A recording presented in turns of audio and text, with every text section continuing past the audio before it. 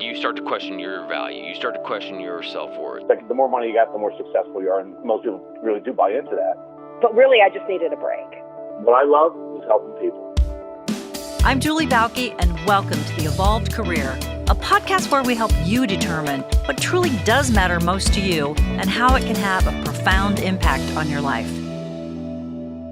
Today, I am thrilled to have Dr. Janice Hilliard of Hillyard Creative Education and Development Solutions as my guest on The Evolved Career. Welcome, Janice. Well, hi there, Julie. It's good hearing from you again. Oh my gosh, I know.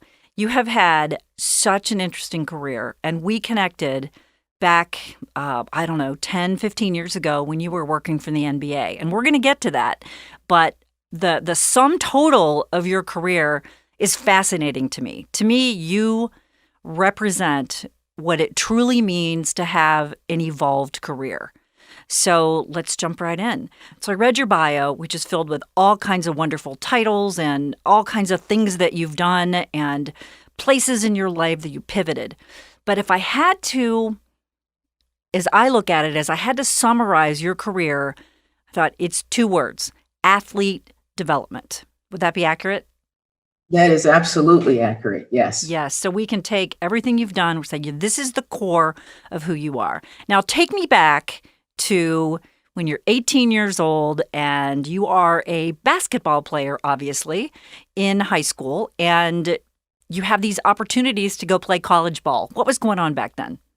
Wow, that's really been a long time. But I think you can summon it. Come on. thank you for taking me back, because when I grew up, really small town in Central Texas, and basketball and sports were really big in my community. And I started playing basketball in seventh grade.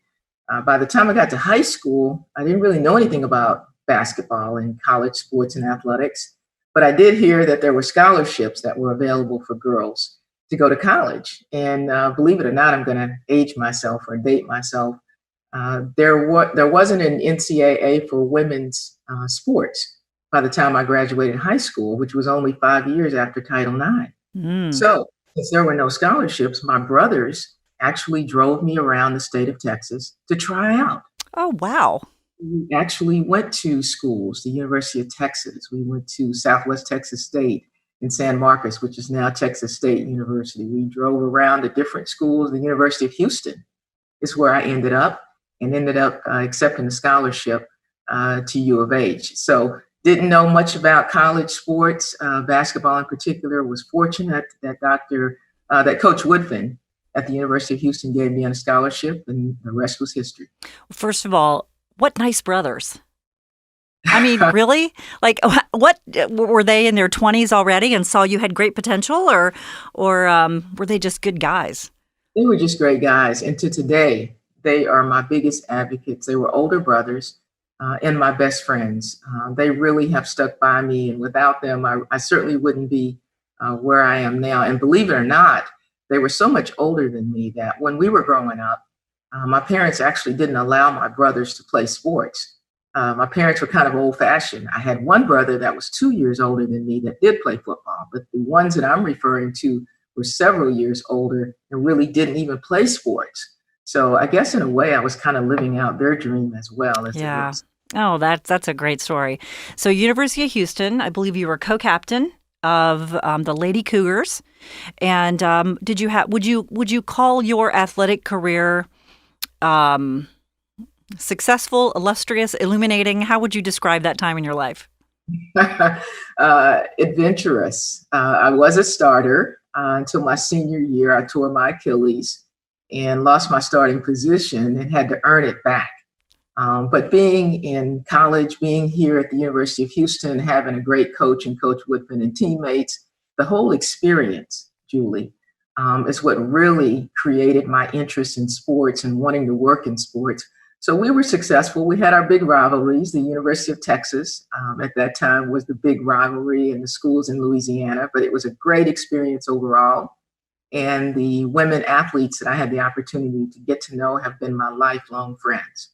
Fantastic. Now, did you go, after you graduated, when you think back on those 4 years, and, you're 18 to 22, and, when any of us, whether we're athletes or not, or 18 to 22, we aren't really thinking about development. We're thinking about graduating, about playing, about just surviving. And so when you look back, from then forward, when would you say that first inkling of interest in development of athletes first reared its head? Well, it probably began when I was playing, Julie, at the University of Houston, because, as I looked around, I was a pretty good student. But when I graduated and got ready to make the transition to my first career, which was teaching high school and coaching, I realized that there were several of my teammates that did not graduate, did not finish their degrees. And over the years, as I thought back on that and reunited with some of them, I realized that I recognized this when I graduated, even though I took off, on to my career and started doing the things that I was doing sort of on the fast track. But starting even then and recognizing later the need to have someone really work with athletes and help us to develop outside of the sport probably began then.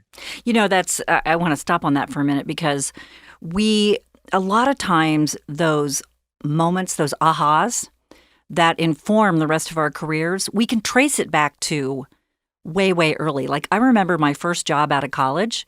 I'm 22 years old and I know nothing about the world. And one of my coworkers, he'd been there 6 months longer than I had. He actually was complaining constantly about how much he hated his job after 6 months. And I remember at 22 thinking, why are you still here? And that has been sort of my lifelong journey, is why do people stay in jobs they hate? And I can trace that back to when I was 22, that coworker of mine. He has no idea to this day how he influenced me, but I thought, what a terrible way to live, to be 22, 23 years old and already hate your job. And fast forward maybe 10, 15 years ago, I found out he ended up staying there for like 30 years, probably miserable every single day. So the fact that you look back to your college years and, as young Janice, you recognized the need even back then. Absolutely, I did. And that's one of the great things, Julie, that sports really does for you. It gives you some exposure, it gives you a platform. You get to travel, you get to know coaches. You're in sort of a position to where you can experience the world unlike other students. And I think that opened my eyes, and it also exposes you to mentors, right? And so a lot of my mentors have been coaches. When I think about my first teaching job, my first coaching job, my mentors were my head basketball coach, my head volleyball coach. And so looking at those individuals also inspired me and opened my eyes to what they were doing. And Julie, they were passionate. Coaches love what they do. And so those were my role models in seeing that. And you're right, I've never experienced a situation in my life where I've had a job or a position, that I've hated. And I'm very fortunate, actually. What a miserable way to live it must be. Yes. Yeah. Really. Yeah. So you went on, you got you got your bachelor's degree, then you went, did you go straight to Michigan State? Actually, no. I got my bachelor's degree and I got my first teaching job. Okay. In Houston Independent School District. I was a mid-year graduate, which was kind of interesting and a little bit of a struggle when you graduate in December, because where are you going to find a job? But being a December grad, I applied all over Houston and ended up in the Houston Independent School District teaching and coaching tennis. Oh. And so I was in HISD for one semester. And then the school where I had done my student teaching in Baytown, about 30 miles east, called me and had a position there teaching health, coaching JV basketball and volleyball. So the following year, I went to Baytown and was there for 3 years and coached and taught in that school district before then leaving to go to graduate school the first time at Michigan State to get my master's in counseling. Did you have a winter coat? I did not. But I had a brother who lived in Michigan. Okay. Those brothers that I mentioned to you. Yeah. Who had been there quite a while. And so we knew a little bit about Michigan because we had visited him and he had visited me when I was an undergrad. So I very quickly adjusted to the Midwest. So it was fun. You're doing, when you look at your bio, you're doing all these things to build out your skill set. but all in the same lane, counseling, mentoring, teaching, coaching, and which I love. And you've got this, you had some roles that were focused on minority affairs. You've done some things that focus on women. But in general, it's all in that one wide lane of athlete development.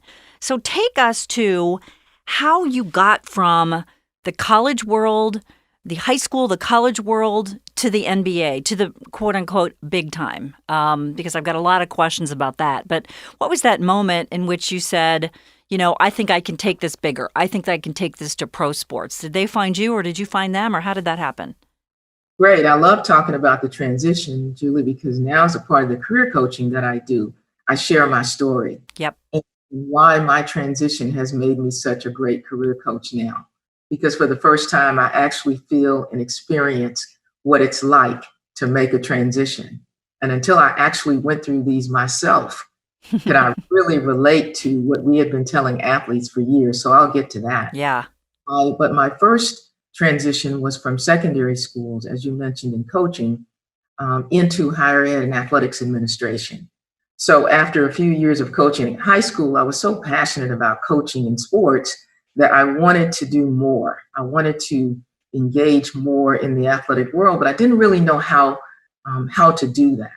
So the idea of finding out, what's out there. So my segue really from secondary education into higher ed athletics administration was through the NCAA.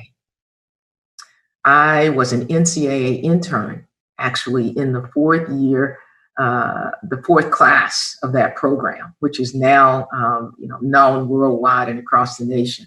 So being an NCAA intern and spending time at the national office, which was then in Kansas in Overland Park, it is there where I was exposed to academic counseling and academic advising, and having had a degree in counseling, and thinking about what I could do in education.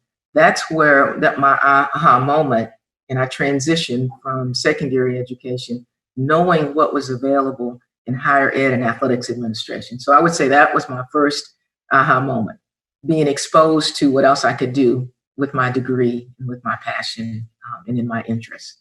So fast forward, as you indicated, working as an academic advisor, North Carolina, ended up at Houston, working there as associate athletic director.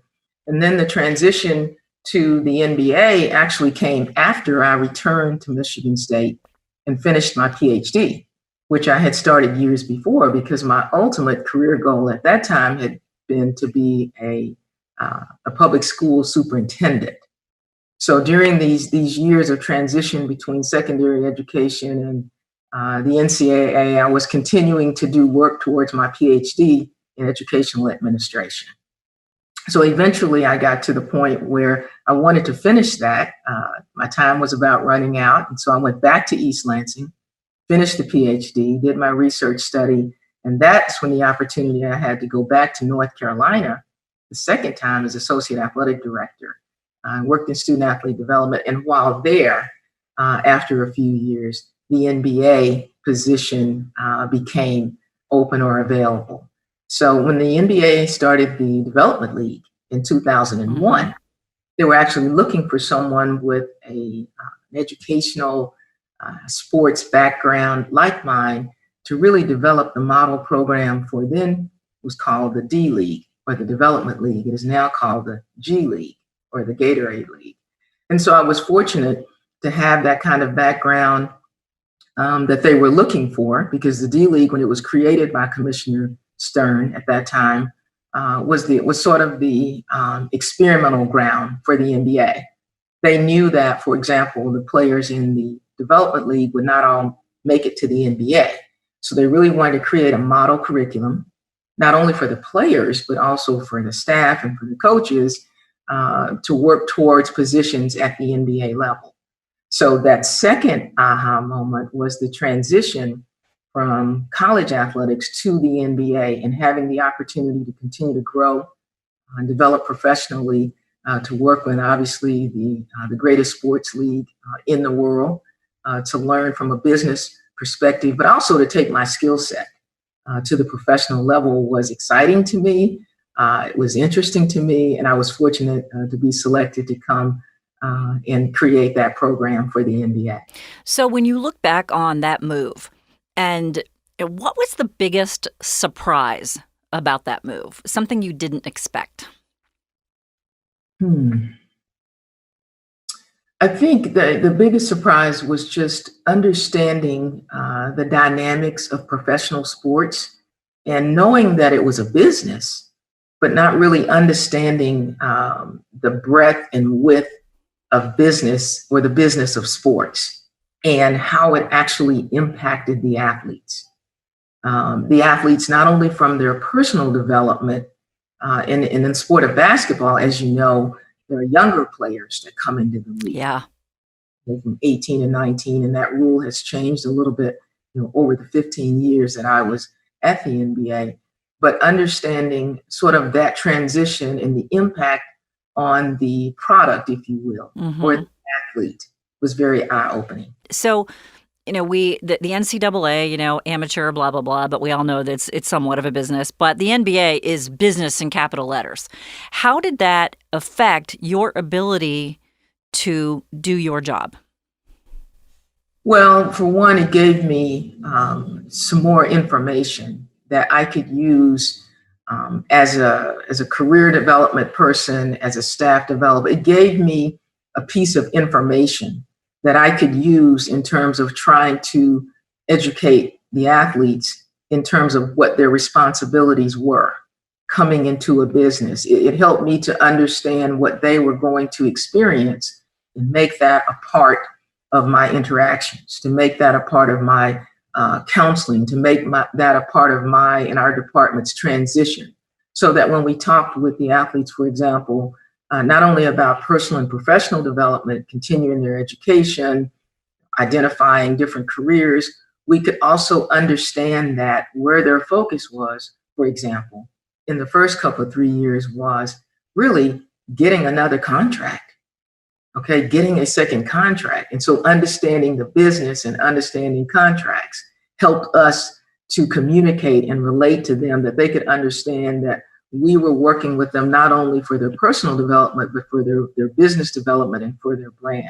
So it helped us to help them to connect their responsibilities, their roles now as quote unquote professionals, even though they were coming into an industry 18 and 19 and 20 years old, that we could demonstrate that we understood, their responsibilities to do community events. And we could talk about the business of basketball to them to help them understand and to help their adjustment to the business and to their expectations. So extremely beneficial knowing and understanding the business, understanding the different constituents, all of the different folks from agents to families to sponsorships to marketing, and all of those things made us integral in our department, being player development at the NBA, integral not only to the athletes and their families, but to all the other constituents and customers.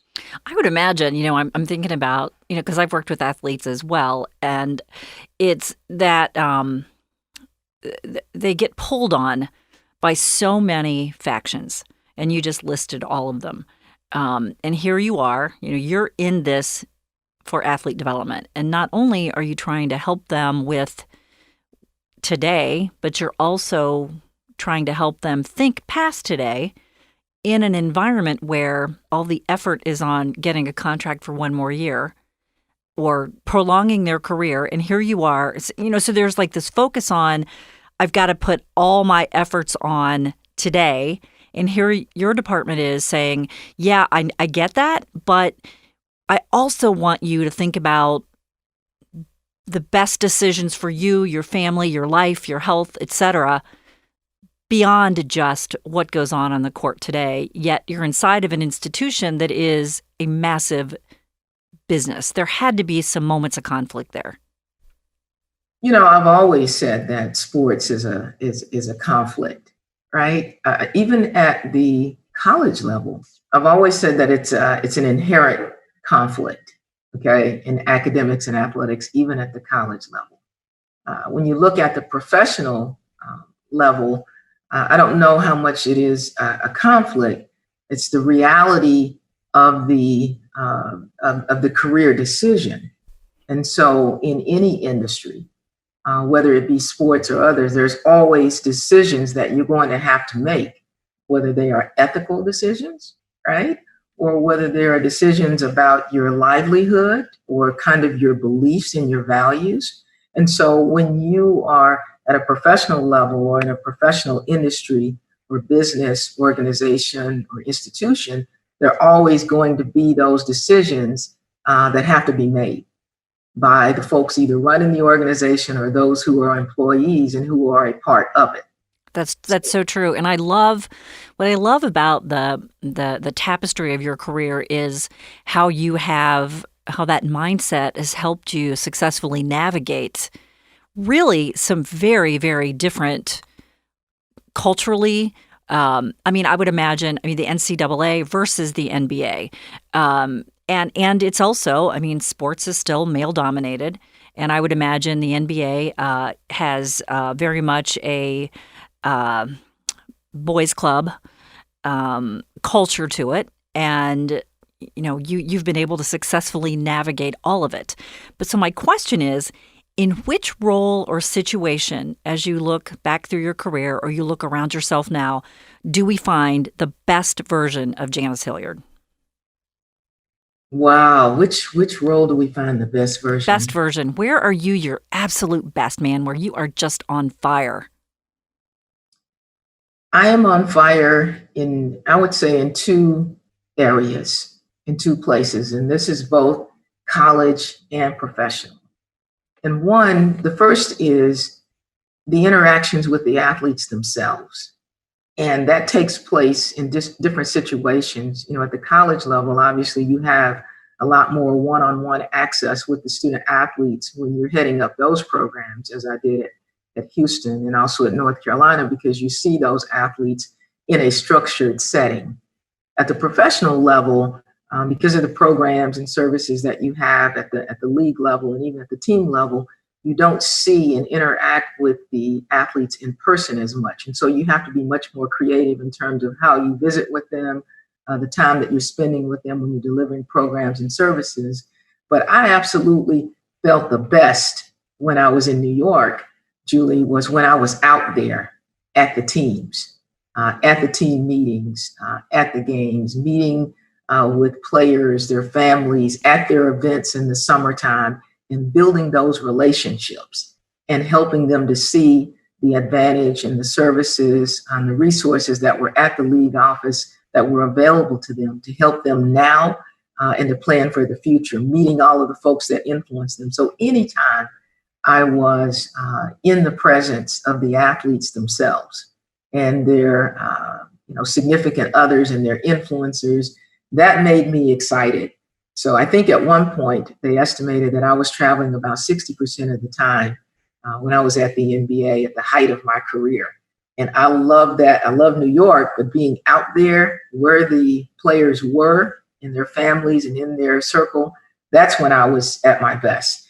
And I think the other is when I had the opportunity to be creative, to create programs, to create training and development platforms for staff at the league and at the team levels, when I could create, take the knowledge and information I knew about athletes, having been an athlete myself, and then create a training platform for our team player development directors, or create a training guide to bring that knowledge and information to them to help their players that they work with. So I think in those two spaces is what I really enjoyed and when I was at my best. Great. So I'm going to put a magic wand in your hand. If you could wave it over professional sports, all professional sports, and make one addition or change to how they look at athletes and the whole concept of development, what would it be? If I could wave my wand and say, what would that be? Mm-hmm. Well, actually, not only the NBA, but I've had the opportunity to interact with and have colleagues at all of the other sports leagues as well. NFL and NHL and MLB. I actually think they do a really good job in terms of helping athletes, particularly at the NBA, because I've been there, transition into the league, try and promote their development while they're there through the services, through the resources. And I think we're forward thinking across the sports leagues for the most part. What could make them better? How can they be better prepared?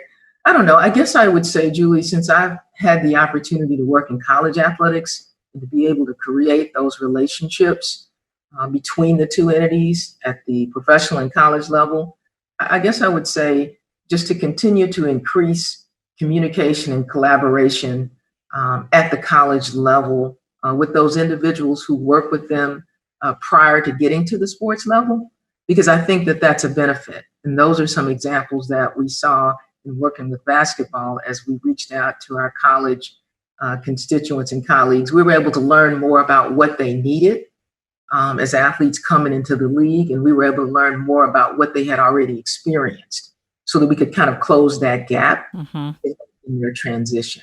Yeah, no, that makes perfect sense.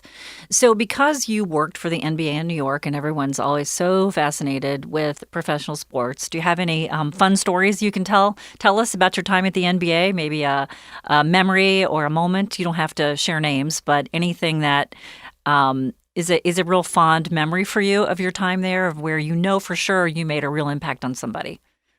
Sure, absolutely. Well, first off, when I first went to the NBA, we had our orientation in HR, and the first person I met, of course, was Commissioner Stern.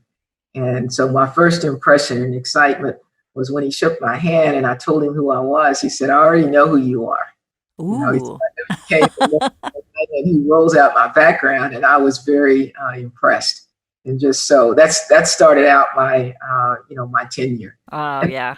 And, having worked with the development league guys in the first 2 years before I segued and started working with NBA teams and players, I did all of the development league programming myself. So I got to know all of those players over those teams in the first couple of years. And to this day, I still mentor those guys. I spoke with one this week who are making career transitions, and I see the impact that I've made on those players who played in the NBA, but most didn't in the D League. And I look at their careers today, and I'm so excited to have a relationship with them and still be a part of their life. I'm a fan because I'm a basketball player myself.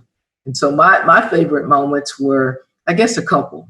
One was having the opportunity to travel internationally with teams that I was assigned to, and building those relationships again and seeing those players then and now. I remember traveling with the Warriors in 2008 to China, and seeing the Great Wall for the first time. I remember being in Berlin, I think in 2014 with the Spurs, and traveling with Memphis to Spain, right? And being in those situations and environments where you're developing relationships with players and their families, those that have lasted, and several players who, Julie, no longer are in the league or weren't in the league that long, but who are out there now that played overseas that I still have relationships with. And I follow them on LinkedIn and see the kinds of things they're doing. And I have the opportunity to support and follow their events today. Those are the great experiences then and now. And then the other fun one, I guess I would say, was always All-Star. Okay, All-Star, even though, we were there primarily for support, for education, for our programs and events, but that's where you actually are in the room with all the stars, right? At one time. And so you're getting to experience that atmosphere with them and continue to build and develop those relationships. And those were actually just the great fun times. So it's being a part of their experience, their transition, and even after the fact. And at one point, I think I was responsible for working with 10 teams at one point. So in my tenure, I've probably worked with, 2/3 or more of the teams. And that was just exciting for me overall. What's interesting is in everything you talk about, your themes, your threads are all the same. It's human connection, development, and really pouring into someone's life. And you're right, it's so satisfying because not only have you made a difference in the lives of the people you've touched, but also the ripple effect on their families and how they will pass down the mentoring and the advice and the coaching you've given them to others in their world, to their kids, et cetera. And that's a nice, warm and fuzzy feeling, isn't it? Oh, I love what I do. I'm so passionate about it. I have been from the beginning. And it's true that a lot of that comes from having been a student athlete. And that's why now in the work that I do, not only with former women student athletes, but even male student athletes, through our event, through the coaching, the excitement and the passion and the motivation that you want to see them do the kinds of things that I've been blessed and fortunate to be able to do. The great mentors that I've had, the great leaders, the great guides, and the network that I've created. I want to see that for them. And that is my passion and has really helped me in my transition, if you will, and in my transformation into what I'm doing now. And tell us what you're doing now. Well, great. In 2016, at the end of that year, I did transition from the NBA. I started my company a year later, Hillyard Solutions, which is here in Houston, Texas. And one of the things that led to that transition is that after 15 years, I still felt like there were things that I wanted to accomplish personally and professionally in my life. And I didn't know what was that. I worked in high school athletics, college level, professional level, and had been very successful. But there were things that I still wanted to do in my life. And each year I'd say, when am I going to do it? What is that going to be? I wanted to teach. I wanted to be a consultant. I wanted to do some research. I wanted to write and publish. And how can I do those things in the remainder of my career? And that kind of led to my transition in terms of how was I going to do that and when was I going to do that? So that really led to my starting Hillyard Solutions, which has been a great experience for me. And so I wanted to really continue to do the kinds of work that you mentioned earlier that I've been doing my whole career, which is professional development of athletes and folks who work with them through training, through consulting with colleges and universities and sports organizations who are interested really in developing their athletes, whether that be through curriculum and programming and design or professional development or folks who work with athletes. And that has kind of evolved into career coaching. So those are really the three platforms that we focused on in Hillyard Solutions since I've made the transition. And as a result of that came our event, the Women in Athlete Development Symposium, the networking event, which we're really excited about. And that brings together women sports leaders from around the country, both at the professional level and at the college level, just colleagues of mine that I've had my whole career who are like me, interested in sharing their passion with other women who are interested in careers in athlete development, student athlete development. And so we're really excited to have our second event coming up next month, actually at the University of Florida. We've partnered with the Laboratory for Athlete Development Research, LADR, there at UF, to put together a research consortium in athlete development for the first time, and a symposium April 5th and 6th to bring together, again, women who are interested in how do we get into this growing field? How do we advance in this field? And what are the other alternative careers in this industry for women? So we're excited to provide that opportunity for them. So I would imagine your plan is to continue having events like this as long as you have Hillyard Solutions, bringing people together, and you will have those on your website, hillyardsolutions.com. You're absolutely right. If you go there and take a look, not only will you see this event, but you'll see the other things that we're involved in with our company. And so we're excited to also showcase women who are in this field like myself, who have made this transition. And if you go there for this particular year, you'll see outstanding leaders, from athletics directors to folks who are working in the field, to women who have transitioned from working in student athlete development to starting their own businesses. I love the focus on, obviously because of what I do, I love any focus on human development, but this is an area that I think has been so underserved, and so there just needs to be more focus on it, because the assumption that, you're getting this great education, we don't need to develop you. Well, that's, I think we see we see evidence all around us that that is not true. So I love the fact that you took the risk to step away from a very high profile and very sexy position to the world and said, you know what, I'm going to take this on. I'm going to do this my way. So yay for you. Well, thank you. It's been a labor of love. It really has. And we talk about transition, and I mentioned earlier, transition is scary. It can be frightening. And even though I knew what I wanted to do, I had no idea how to do it.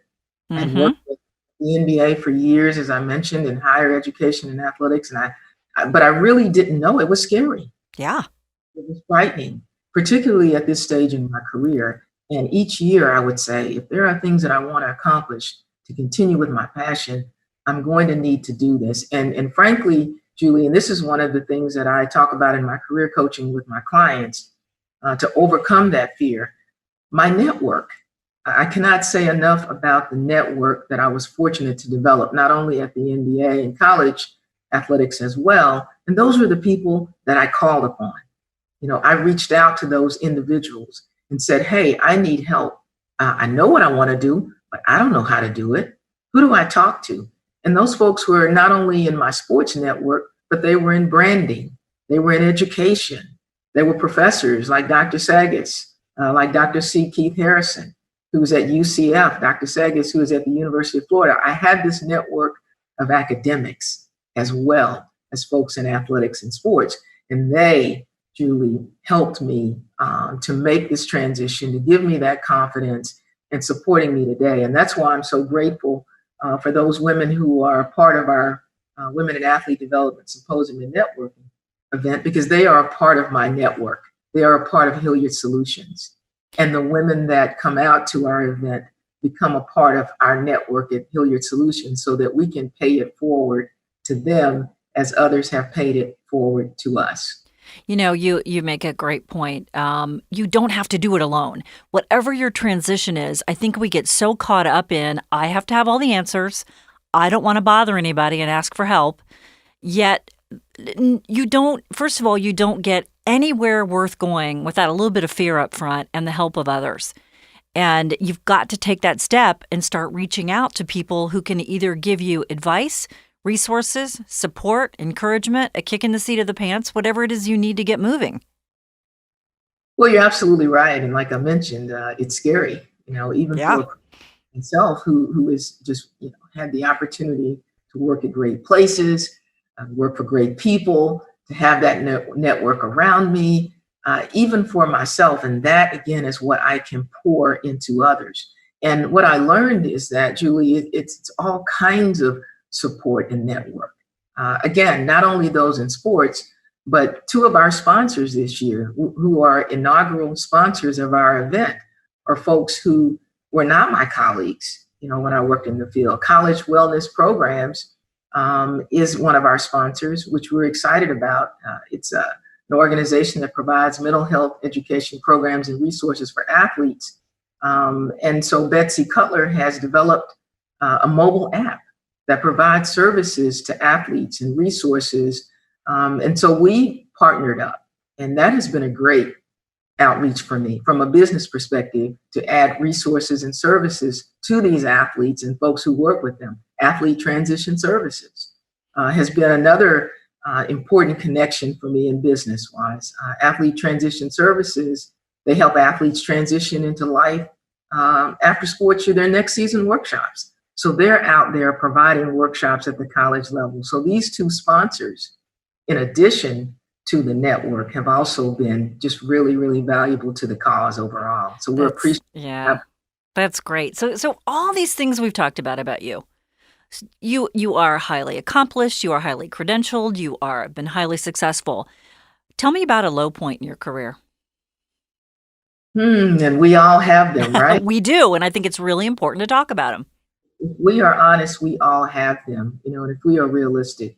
And I will tell you, the high and the low are probably mixed in together. And I'll tell you why the low is probably what it is. And that was that transition I made from the NBA into developing Hillyard Solutions. And I say that it was low because I indicated earlier, I didn't know what I was doing. I didn't know what I was going to do and how to do it. And that caused a lot of fear and anxiety and insecurity. Okay. And not knowing what to do with the networks that I had and not being sure, am I making the right decision at this point in my career? You know what I mean? Is it self-doubt? Yeah, everything. Is it too late? People will say I'm crazy. As they said that I was crazy when I left North Carolina to come to Houston. It's like, why would you go there? Houston was my alma mater where I had played, where I wanted to give back to the student athletes where I had come from. So I think that low part was insecurity, Julie, and fear of the unknown, and trying to be realistic about where was I going and how was I going to get there, but knowing within my heart that my passion and what I really wanted to do, that I needed to take that step and had enough faith and belief in myself that I could do it. But moving through that passageway is always tricky. And again, because of my networks, because of my family, because of my relationships, and because of my faith, I was able to get through that low point, which transitioned into a high point. And once we took off with Hillyard Solutions, and it's continuing to grow, and I'm just so fortunate and thankful, even with you, reconnecting after all these years. When I think you were at Lee Hecht Harrison. I was, yeah.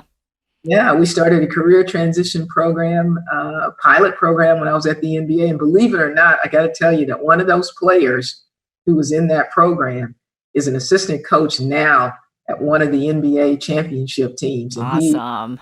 He's still one of my mentees. Yes. Oh, that's fabulous. Well, now we've come to the part of the podcast where we play my favorite game, 2 questions, one deep and one shallow. Are you ready to play?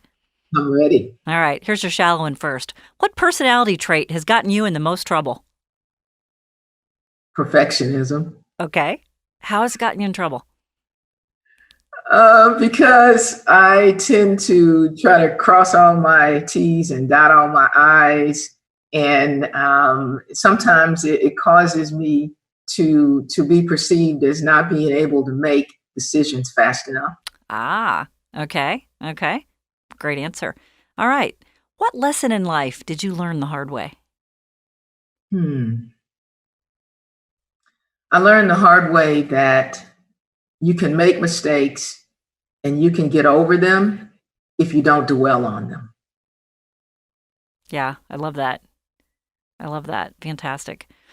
Okay, now let's remind our listeners, how do we learn more about you and your organization?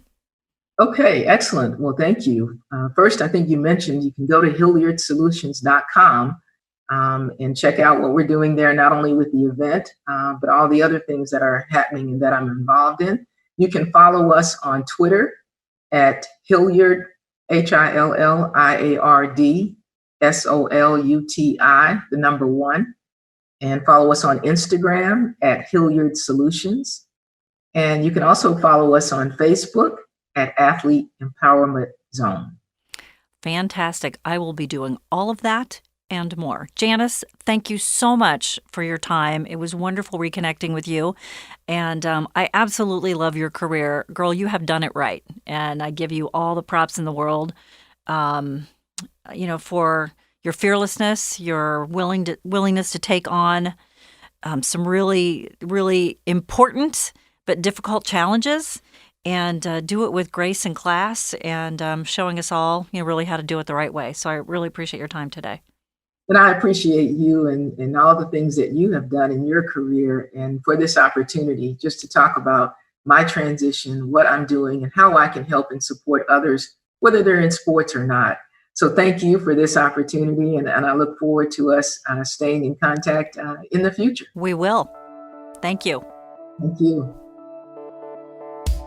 If you enjoyed meeting the Evolved Careerist on today's episode, well, we've got a lot more lined up for you. Subscribe, tell your friends, rate us and write a review. And of course, follow us on social media. But if you're interested in learning more about how you can evolve your career, you can contact us through theevolvedcareer.com or thebaukegroup.com, and that's Bauke. Do you know somebody who'd be a great guest, who has a great career story to tell? Or do you think you qualify? Then email me. My email address is in the podcast description. Until next time, here's to your career happiness.